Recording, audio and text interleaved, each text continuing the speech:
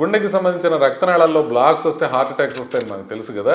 అయితే గుండెకి సంబంధించిన రక్తనాళాలు స్ట్రైట్ లైన్ లాగా ఉండవు, అవి కొంచెం వంపులుగా ఉంటాయి అన్నమాట.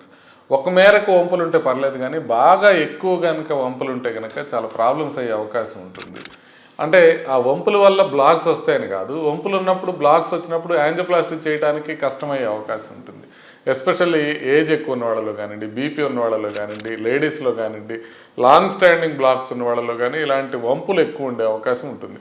అలా కనుక ఉంది అని అనుకోండి, మనకి ముందు వైర్ వేయటానికే, యాంజియోప్లాస్టీలో వైర్ వేయటానికే కష్టం అవుతుంది.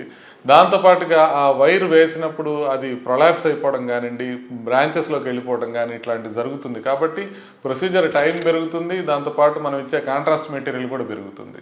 ఒకవేళ వైర్ వెళ్ళిపోయిన తర్వాత కూడా దాని తర్వాత బెలూన్స్ వెళ్ళటం కానీ, స్టెంట్స్ వెళ్ళటం కానివ్వండి, ఐవస్ క్యాథెటర్ లాంటివి వెళ్ళటం కానీ, అథెరెక్టమీ డివైసెస్ లాంటివి వెళ్ళటం కష్టం అవుతుంది.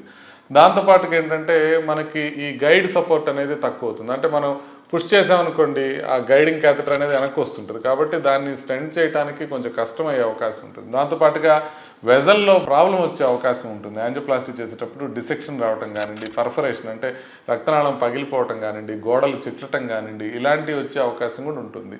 ఆ టార్చువస్గా ఉండే రక్తనాళాలతో పాటుగా మనకి కాల్షియం కూడా ఉందనుకోండి, రెండిటికి ఇంకా ఎక్కువ ప్రాబ్లం ఉంటుందన్నమాట. స్టెంట్కి కూడా ప్రాబ్లమ్స్ వచ్చే అవకాశం ఉంటుంది, బ్లాక్స్ వచ్చే అవకాశం ఎక్కువ ఉంటుంది. తర్వాత అండర్ ఎక్స్పాన్షన్ ఉండే అవకాశం ఉంటుంది. మనం జియోగ్రఫికల్ మిస్ అంటాం అనమాట, అంటే మనం బ్లాక్ దగ్గర ఎగ్జాక్ట్గా డిప్లాయ్ చేయడం కూడా కష్టం అవుతుంది. కాబట్టి ఇలా గనక టార్చువస్గా ఉంటే, ఎస్పెషల్లీ కాల్షియంతో కూడి కర్వ్స్ ఎక్కువ ఉన్న రక్తనాళాలు ఉంటే వాళ్ళు కొంచెం జాగ్రత్తగా ఉండాలి. యాంజియోప్లాస్టీ విషయంలో కాంప్లికేషన్స్ ఉండే అవకాశం ఉంటుందని తెలుసుకోవాలి. దానికి ఆ కాంప్లికేషన్స్ని ట్రీట్ చేయడానికి ప్రిపేర్ అయిన హాస్పిటల్స్లోనే ట్రీట్మెంట్ తీసుకోవాలి.